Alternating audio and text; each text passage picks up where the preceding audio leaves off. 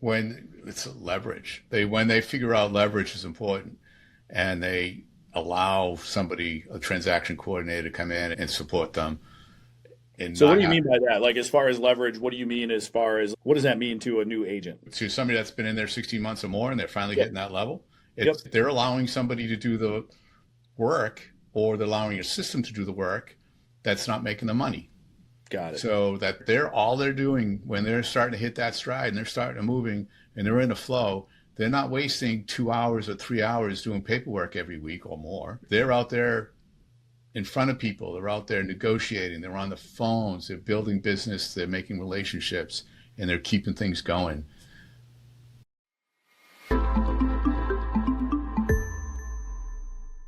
Guys, what's up? It's Monte here with the Why Do I Suck as a Real Estate Agent podcast. I got an awesome guy here today, Joe Arnao from North Carolina. Joe, from what I understand, provides coaching, recruiting solutions, proprietary placement services for real estate agents and brokerages. He brings more than 20 years of experience and I'll let you get into your background here in a second, but you've done it all from what I can see from your resume. Joe, thanks so much for coming on. It's a pleasure to be here. Love it, man. I like to get the backstory from everybody. Why real estate? How did you get into it? What was it about this industry that drew you? Sure. So I was working in the IT market, doing some recruiting, placing tech people into different projects. And my father-in-law had this business where he was developing these properties. He was farming out all his listings. He was paying somebody heavy to have them find new projects. So I studied the business a little bit, realized I could come in, I could build an in-house brokerage, I could find his projects for him, so bring more money into the company, make more money for him, I'd make more money, and start something, and do general brokerage as well. Did that. Market went to crap, opened up my own offices in 3 different states, and from there realized that ownership is not everything it's meant to be, or you would think it is from the outside. And I jumped into a regional firm where I brought my team, was doing transactions for a while. A few years later, I got into management and opened up an office for them, stayed there. And that's where I just got out of I just left for the 3rd firm I've been with. So I've been in 3 different, very different models, from a national franchise model to my own brokerage, to the boutique, and then a good sized regional luxury company as well. So I've had a good swath of exposure in this market. Love it. Love it. All right. So getting into it, you've seen a myriad of different brokerages, different types. I would consider myself like probably a large boutique brokerage, or maybe a medium sized one. I got about 13 agents here that I have right now, a couple more coming on board. But when you talk about ownership not being all it is, it's tough. It's a tough thing that I've taken on as a challenge, and I love it. I look at it like a game every single day. Is how can I win the day? I'm competitive. I come from a sports background, so for me, that's my competitiveness, stubbornness comes from that, I think, too. But so looking at behaviors of agents, and obviously on this podcast, we look at the people who are going to be watching, I would assume, are going to be the ones that feel they're struggling the most. They're asking maybe themselves the question, why do I suck at this? So what are maybe the most common reasons that you've seen why real estate agents fail? They don't know how to find their own superpowers, basically. They're being told how to do the business in a certain way that doesn't fit who they are. And they have they're struggling to do something that is not natural. It doesn't feel right. And you can't fake this business. The whole fake it till you make it doesn't really work. The agents need to know who they are, and they have to listen to the right people. So many agents get dragged into this business or put into a brokerage because they're following a friend, or a recruiter got to them in the very beginning, and they don't know enough to ask the right questions. And that's where they stumble quite a bit. And that's why you see so much turnover in these firms, especially at the entry level. Yeah. Yeah, and I think we talked about this on another podcast, but having realistic expectations going into real estate is number one. Like, you just rolled your eyes, but yeah, go ahead, elaborate on that. They don't even know they're opening a business. Yeah. In too many cases. They think they got this great job. They've seen it on TV. They see their friends doing it. It's a business. And a lot of them don't have that knowledge. That's actually what they're doing. Yeah. Yeah, exactly. And that's something that every single interview, every new agent comes in and we talk about eating shit for 2 years because that's essentially what you're going to do in this business. And nobody's giving you anything. If you're lucky, if a broker hands off a lead or somebody, runs out of time, you got to find the right mentors that are going to cater you through this business for sure. So what are the behavioral and mindset gaps that show up early on for a new agent? They do, again, going back to they don't know their own starting a business. They rely super heavily on their brokerage to make them successful. And it's really their business. They have to figure out how to get successful, and their brokerage should be there just to guide them. Yeah. It's just when you go into a brokerage, say, how can you help me grow my business? It's not show me what to do. I want to be like you. It's I want to have my own business. What are you going to help me do? Not what is the split? Yeah. No, none of that. Yeah, the splits are relevant or irrelevant at most cases, right? Absolutely. Like whether you have a 80-20 split, a 70-30, 60-40, 40-60, doesn't make a difference because in the long haul, how are you going to be set up for success? Not in 6 months, but 2 to 3 years down the road, 4 years down the road. Have you built your own personal brand by that point where the beautiful thing is, and this, as an agent, you can wake up once you're established on a Monday and not know where that next piece of business is coming from, but have the confidence to know there's probably a referral coming in at some point that week. And that's the part I like a lot. So let's talk about choosing brokerages, right? So you just elaborated on that aspect of your brokerage. You should be there to support you, but how should they be choosing brokerages? That's the number one question. So what is it that your brokerage is going to allow me to do? What are you going to do to help me be who I want to be? I don't want to be told, in some cases, I don't want to be told exactly what to do. I want you to give me the tools, the education, you mentioned mentor, somebody I can lean on and trust that's going to help me figure my path out. And it's not about the leads. There are some firms, there's one firm in particular and there are several that have a very specific way of doing business. And for some agents, that fits who they are. Yeah. And for some, it doesn't fit at all. So you're trying to fit somebody into that box, it's not going to work. You think like we're mostly entrepreneurs, right? So supposedly.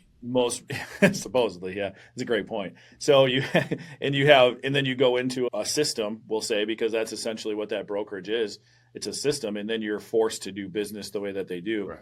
That's a fine line between W-2 and 1099. Yeah. And you mentioned entrepreneurs, and there are some very successful agents that are not entrepreneurial. Yeah. They're on a team.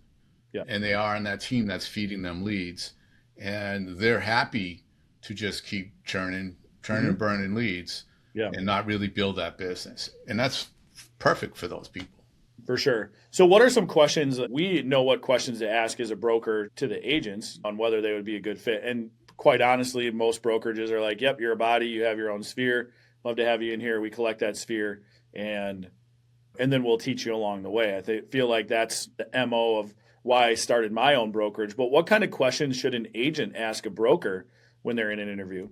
Yeah, they should ask, what do I need to do personally? How do I determine what's going to work for me? I'm brand new. I don't know what I'm doing. How am I going to figure that out? Like you just alluded to, they give you the rope and then they let you go and see what happens. How are you going to educate me on how to do business, my business, and grow what my business is about? What's the support structure? Who do I lean on when I get into trouble? How accessible is my broker in charge or the owner, whoever I'm working with? How many people are in that? Is that one person taken care of? Is it, in some companies, it's hundreds of agents to one broker in charge. Well, how am I going to get access to that person? Where am I going to get the help and the support when I need it in a hurry? What is the environment like? What do you guys value in your client, in your agents? What is it you expect from us? From me as a as an agent, what do you expect from me to do for the brokerage? It's not always about what can the brokerage do for the agent. It's what can I do for you guys? What do you expect of me? And how do I level myself up to grow? Yep. Most new agents don't think all the way through it, and they don't know what to expect.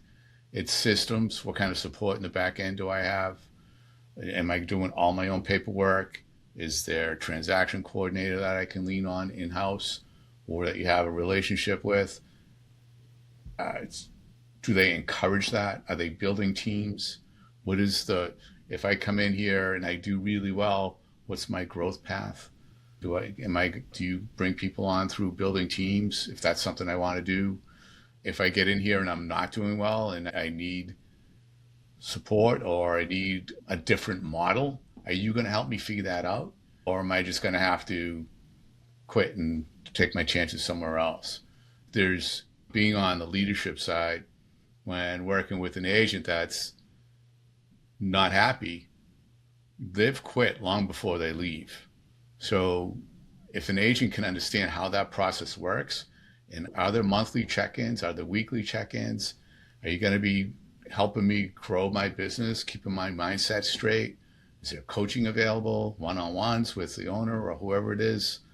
There's so many different touch points that an agent really needs, especially in the beginning, when they're building the business, that they should understand what that looks like. And is there going to be enough to make sure that I am getting heard, getting what I need, and not just a number thrown against the wall?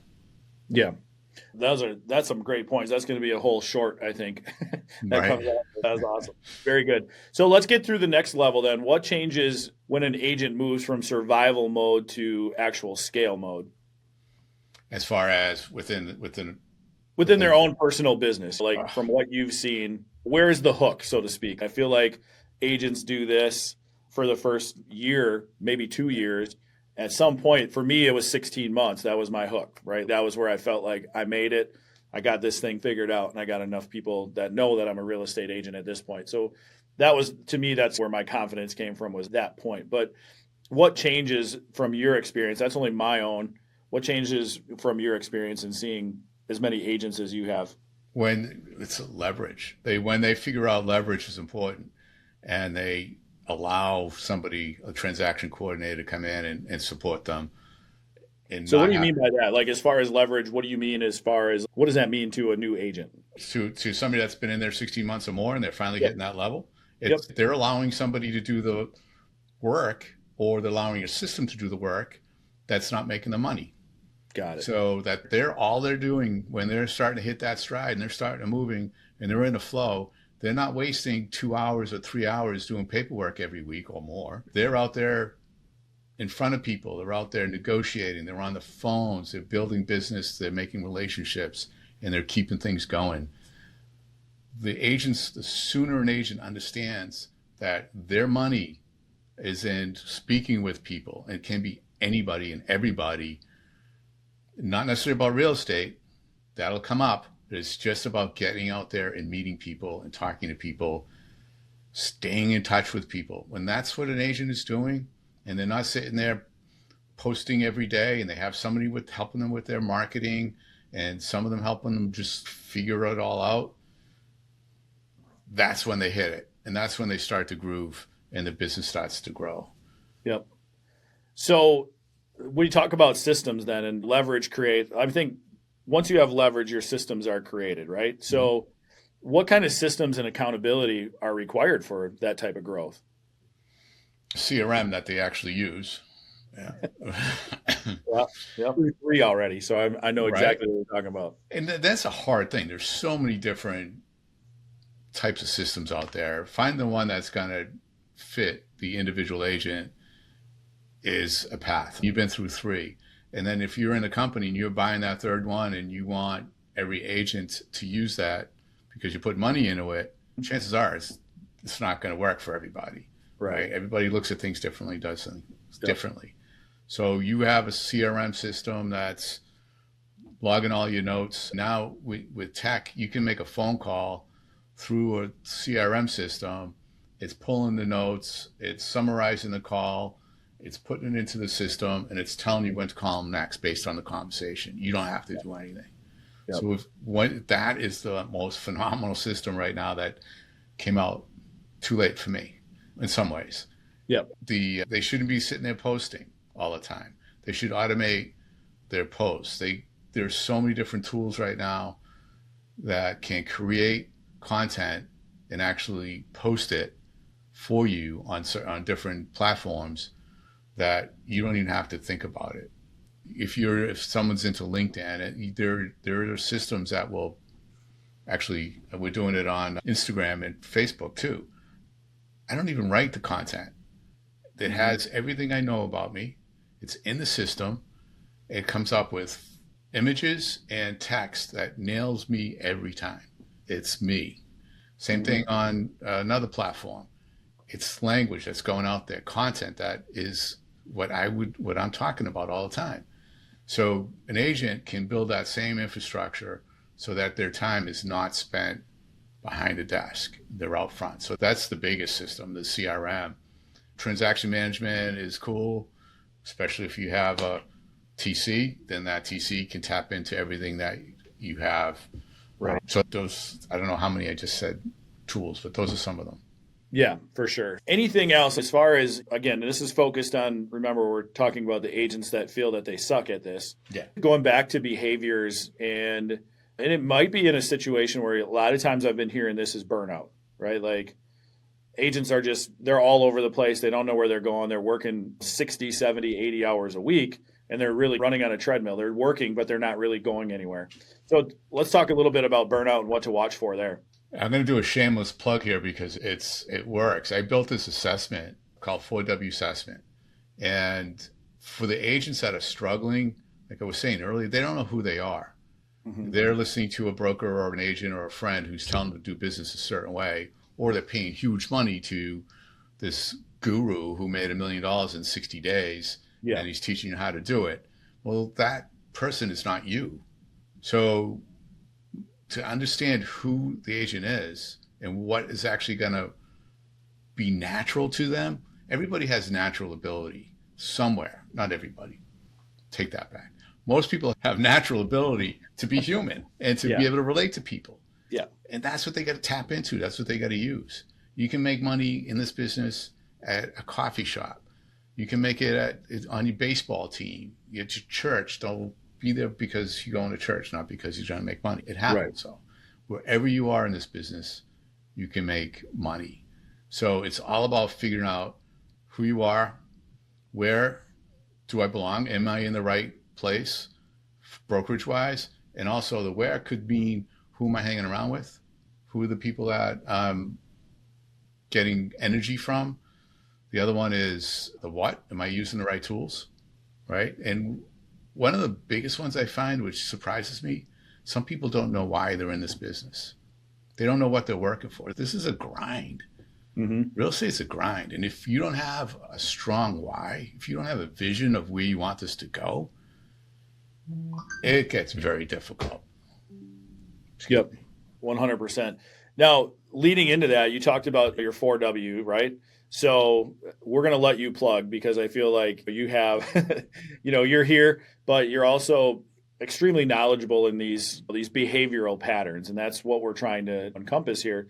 So when we're talking about that, who actually needs a coach and when, right? Because when you start, of course, you need a mentor, or at least a mentor, but who needs that coach and when do they identify that they need to have that coach?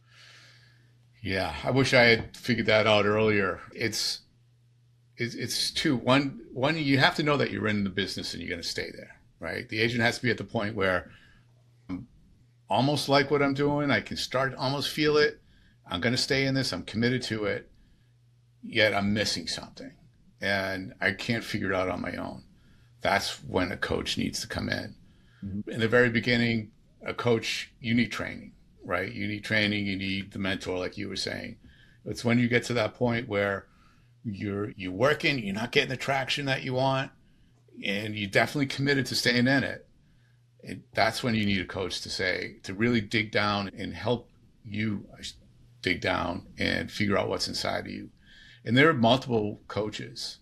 There are some that will coach you on a certain methodology, like Buffini. That might be what works for you. There are other coaches out there that have systems that they profess. There's coaches that will coach you on chasing for sale by owners or whatever. The cold calling, there's all kinds of coaches out there. And my approach is guiding the client, figuring out, it's the very Socratic methodology of coaching. So my coaching applies to real estate agents, applies to my attorney client, applies to my insurance agent client. It's getting people to really get out of their own way, figure out who they are and how they want to do the business. That's the way I work. So I see these posts on some of the groups I'm in, and it'll be, I'm looking for a coach. Who's the best one? That's like asking, what flavor of ice cream am I going to like? You just can't. You got to go and look at them and understand who they are and what they're their way of doing business and what they're going to help you accomplish. Yep. Awesome. So as we wrap up, Joe, that's some really great advice. So as we wrap up here and taking the whole essence of why do I suck as a real estate agent? And again, we could go 100 different ways with this. What's the best advice you can give for somebody at this point who feels they suck? Wow, that's a really good question. If they feel like they suck, they grab a mirror, look at the mirror, and start asking those questions of yourself. Why do I suck? What am I doing wrong? Don't blame the brokerage at first. Figure out what it is inside you that's not working. What is it that's the heavy lift that you don't want to do anymore or that's getting in your way? It's all within the agent. And yes, the brokerage can absolutely help. You can be in the wrong brokerage. Yet I've found so many people blame the brokerage and they go on to somewhere else, and they just carry those problems with them. Realize after they've moved that they actually had what they needed in front of them. You just didn't see it. Yeah. So it's really grab a mirror and really study who you are, what you're doing, what really sucks about the business, and drill down into that. Does it suck? I don't want to pick up the phone anymore. I don't want to cold call. I don't want to knock on doors. I'm not getting enough traction on Facebook. Usually it comes down to the agents not in front of people enough, and they're spinning wheels on things that others look like they made it look easy, and they're chasing something that took years for somebody to figure out, and they just have to figure out who they are. That's really, it sounds so stupid and simple. That's it. Yeah. They don't see the starting line to where that person is right now, and then you run into comparison issues, and we know what that means. So that's amazing. So Joe, obviously you offer other services. Tell us how our viewers and listeners can find you. Sure. I'm all over social. I'm not on TikTok, but I'm on all the other major platforms. 4W Strategic Consulting. If somebody wants to go take my assessment, it's free. And the 4wassessment.com. So an agent takes it, they get instant results. And what they'll find out is, do I have the capability of being a leader, a team leader? Do I have the capability of being a leader inside an organization? Should I be on a team? Should I be on site, an on-site agent? So it really gives them the scale of where they should be now, and it measures where they could go next. And then they get an instant email back with even more detail. So currently there's no cost to getting on there. And with that, you take that, you'll get a complimentary 15 minutes with me too. We'll do a quick overview and see what's cooking. Love it. Joe, thank you so much for coming on, man. We could have probably went on an hour for this, but I got 2 more of these, and I still got to do some real work yet today. So I appreciate you so much, and look forward to hopefully coming back around at some point as we continue to grow this, and maybe I'll jump on yours as well. Yeah, look forward to having you on my show. Love it. Thanks for having me, Monty. You bet. All right. So that's a wrap here on the Why Do I Suck as a Real Estate Agent podcast. Thank you so much for spending time with me and our guests. The people you hear on the show really aren't guessing. They've been doing the work. They've been doing it for a long time. They're sharing their behaviors, their habits, their successes, their systems that actually lead to real work, real success. So please subscribe and follow so you don't miss the next conversation. Until next time, remember, you don't suck. You're learning. It's the beginning, or maybe you're in a rut, but you don't suck. So make a few changes, stay curious, stay consistent, and please keep coming back.